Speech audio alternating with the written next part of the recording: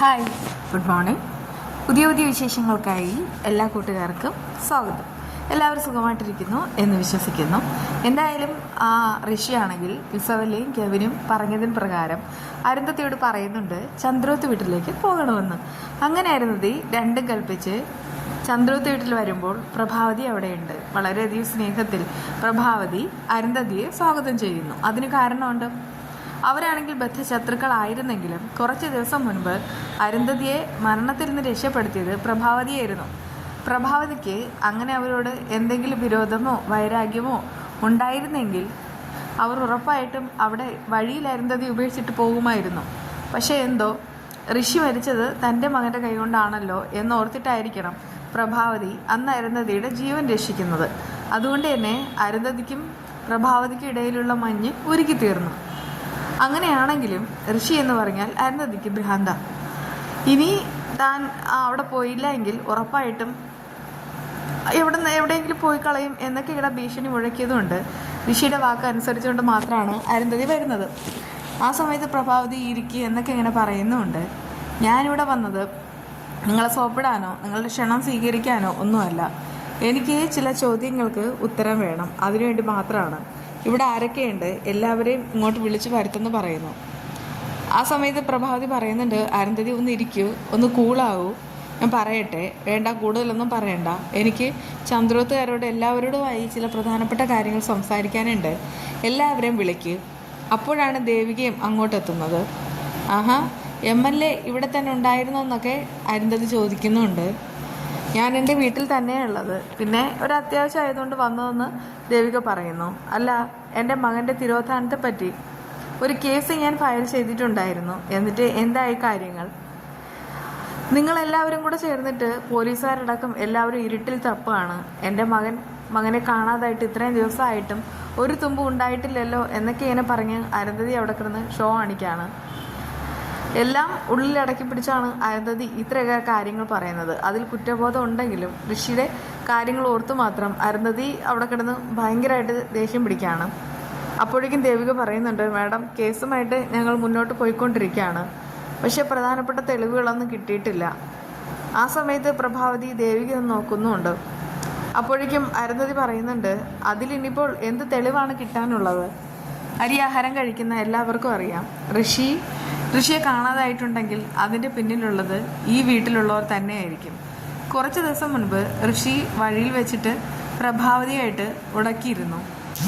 അപ്പോഴത്തെ എൻ്റെ മകൻ്റെ മാനസികാവസ്ഥ എന്താണെന്ന് എനിക്കറിയാം. വർഷങ്ങളായിട്ട് അവനാണെങ്കിൽ അവൻ്റെ പെണ്ണിനെ നഷ്ടപ്പെട്ടു. അതുകൊണ്ടൊക്കെ തന്നെയാണ് അവൻ അങ്ങനെ നടക്കുന്നത്. അന്നാണെങ്കിൽ പ്രഭാവതിയെ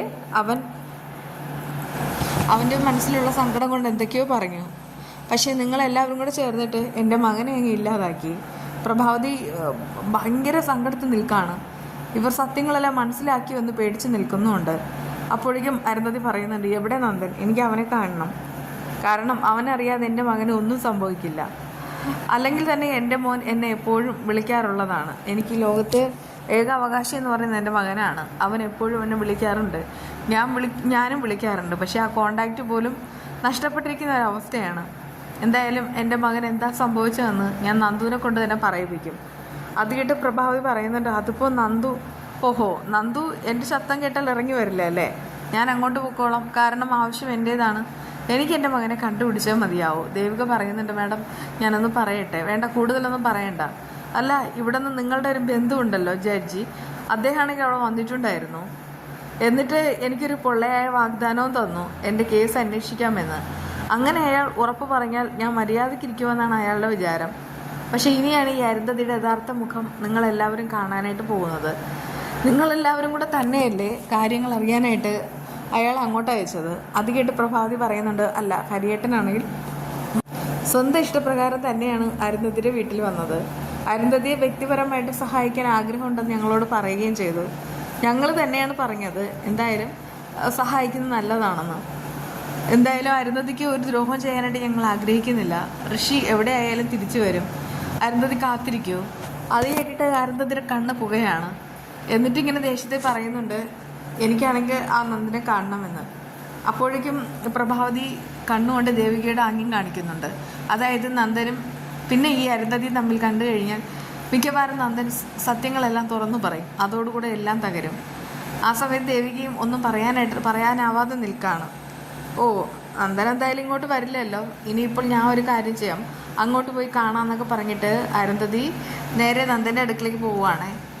ആ സമയത്ത് ഓർക്കപ്പുറത്ത് വാതിൽ തുറന്ന് ആ അരുന്ധതി കയറി വരുന്ന സമയത്ത് നന്ദൻ ശരിക്കും പേടിക്കുന്നുണ്ട്. കാരണം കുറച്ച് ദിവസം മുൻപ് ആ ഋഷി ഇടയ്ക്കിടയ്ക്കാണെങ്കിൽ പ്രേതമായിട്ട് ഒന്ന് പേടിപ്പിക്കാറുണ്ട്. ആ പ്രേതത്തിൻ്റെ അമ്മയാണ് ഇത് മുന്നിൽ വന്ന് നിൽക്കുന്നത്. സ്വാഭാവികമായിട്ടും ആരായാലും പേടിക്കും. ഇപ്പോഴത്തെ നന്ദനും പേടിച്ച് ഉറച്ച് നിൽക്കുന്നുമുണ്ട്. അപ്പോഴേക്കും അരുന്ധതി ചോദിക്കുകയാണ്, നീ എന്താണ് ഇവിടെ കയറി കുറ്റിയിട്ടിരിക്കുന്നത്? സാധാരണ നീ ഇങ്ങനെയൊന്നും അല്ലല്ലോ, എപ്പോഴും നീ ഈ ബിസിനസ്സും കാര്യങ്ങളൊക്കെ ആയിട്ട് പുറത്തേക്കൊക്കെ പോകും. ഇപ്പോൾ നിന്നെ പുറത്തൊന്നും കാണാറുമില്ല. എന്തോ ഒരു വലിയ രഹസ്യം നിൻ്റെ ഉള്ളിലുണ്ട്. അങ്ങനെ രഹസ്യം മറച്ചു വയ്ക്കാനുള്ളവരാണ് ഇങ്ങനെ ഒളിച്ചിരിക്കുന്നതും മറഞ്ഞിരിക്കുന്നതും. എൻ്റെ മകൻ്റെ തിരോധാനത്തെ പറ്റി അന്വേഷിക്കാൻ തന്നെയാണ് ഞാനിങ്ങോട്ട് വന്നത്. എനിക്ക് കാര്യങ്ങൾ അറിയണം, മര്യാദയ്ക്ക് സത്യം പറയും. എൻ്റെ മകനെ നീ എന്താ ചെയ്തത്? ആ സമയത്ത് നന്ദനാണെങ്കിൽ അയ്യോ മാഡം ഞാൻ എന്നൊക്കെ ഇങ്ങനെ പറഞ്ഞിട്ട് വരികയാണ്. അത് കാണുന്ന പ്രഭാവതിക്കും ദേവിക്കും പേടിയാവുന്നു. കാരണം നന്ദൻ ഇങ്ങനെ നിൽക്കുന്നത് തന്നെ സത്യങ്ങൾ തുറന്നു പറയാൻ വേണ്ടിയാണ്. അപ്പോഴേക്കും അരുന്ധതി മനസ്സിൽ പറയുന്നുണ്ട്, എന്തായാലും ഇവരുടെ മനസ്സിൽ ഒരു പേടി ഉണ്ടാവണം, എന്നാൽ മാത്രമേ ഇനി അങ്ങോട്ടുള്ള വരവാണെങ്കിൽ അവർ നിർത്തുകയുള്ളൂ. ആ സമയത്ത് തന്നെ നന്ദനോടായി അരുന്ധതി ചോദിക്കുകയാണ്, എൻ്റെ മകനോട് അവനെ നീ കൊന്നോ? എങ്കിൽ അത് പറയും, ഞാൻ കാത്തിരിക്കുന്നതിൽ എന്തെങ്കിലും അർത്ഥമുണ്ടോ? അത് കേട്ട് നന്ദനാണെങ്കിൽ അത് മേഡം ഞാൻ കൊന്നു എന്നുള്ള രീതിയിലാണെങ്കിൽ കാര്യങ്ങളെല്ലാം തുറന്നു പറയാൻ വരികയാണ്. അപ്പോഴേക്കും ദേവിക വന്നിട്ട് ആ നന്ദു എന്നൊക്കെ വിളിക്കുന്നുണ്ട്. ആ സമയത്ത് അരുന്ധതി പറയുന്നുണ്ട്, ഇവനെന്തോ എന്നോട് പറയാനുണ്ട്. അതിനിടയ്ക്ക് ദേവിക വരികയും ചെയ്തു. ഇതിൻ്റെയൊക്കെ അർത്ഥം എന്താ?